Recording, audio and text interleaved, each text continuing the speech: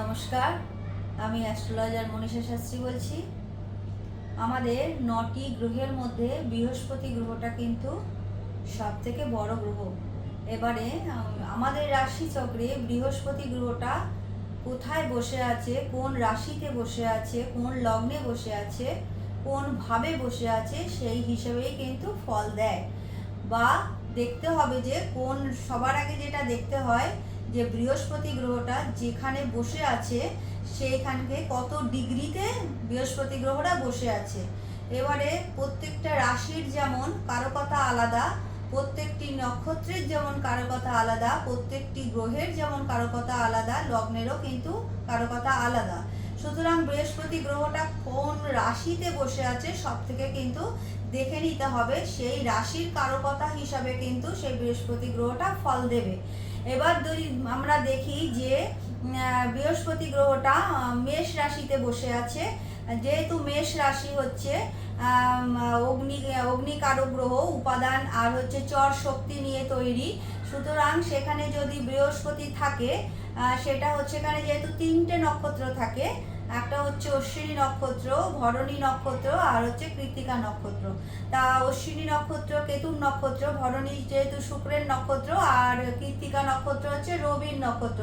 সুতরাং 3টে নক্ষত্রেই বৃহস্পতি মেষ রাশিতে থাকলেও কিন্তু 3টে নক্ষত্রের ক্ষেত্রে কিন্তু আলাদা আলাদা হিসাবে ফলদান করে। যেমন যদি কেউ বৃহস্পতির নক্ষত্র, যদি বৃহস্পতি থাকে কেতুর নক্ষত্রে, যেহেতু কেতু এটা মঙ্গলের ঘর, এটা মঙ্গলের সক্রিয় ঘর, আর কেতু যেহেতু বৃহস্পতির সাথে যদি নক্ষত্রে কানেক্টেড হয়, সেখানে কিন্তু একটা আধ্যাত্মিক চেতনার মানে জাগরণ হয়। তারপরেও এটা যেহেতু মঙ্গলের সক্রিয় ঘর, সেখানে কিন্তু শক্তি আরাধনার একটা চিন্তা ভাবনা এইসব জাতক জাতিকার মধ্যে কিন্তু চলে আসে। এখানে বৃহস্পতি কিন্তু একটু সাহসিকতা দেখা যায় এইসব জাতক জাতিকার মধ্যে। আবার এই বৃহস্পতি যদি ভরণী নক্ষত্রে থাকে, সেখানে কিন্তু খোশ মেজাজ, আমোদ প্রমোদ, আনন্দ, শৌখিনতা এইসব জাতক জাতিকার মধ্যে ভীষণভাবে দেখা যায়, বিশেষ করে বৃহস্পতির দশায় আর শুক্রের দশা অন্তর্দশায়। আবার এই বৃহস্পতি যখন মেষ রাশিতেই থাকে কিন্তু নক্ষত্রটা হয় কৃত্তিকা, তাহলে সেখানে কিন্তু সেই সময় মানুষের মধ্যে মান সম্মান যশের জন্য একটা চাহিদা তৈরি হয়ে যায়। তারপরেও তার মধ্যে সব থেকে এটা একটু অহংবোধও চলে আসে। কিন্তু এই বৃহস্পতি কৃত্তিকা নক্ষত্রের সেই সব জাতক জাতিকারা কিন্তু ভীষণ ভালো একটা সৌভাগ্য লাভ করে যদি কৃত্তিকা নক্ষত্রে থাকে।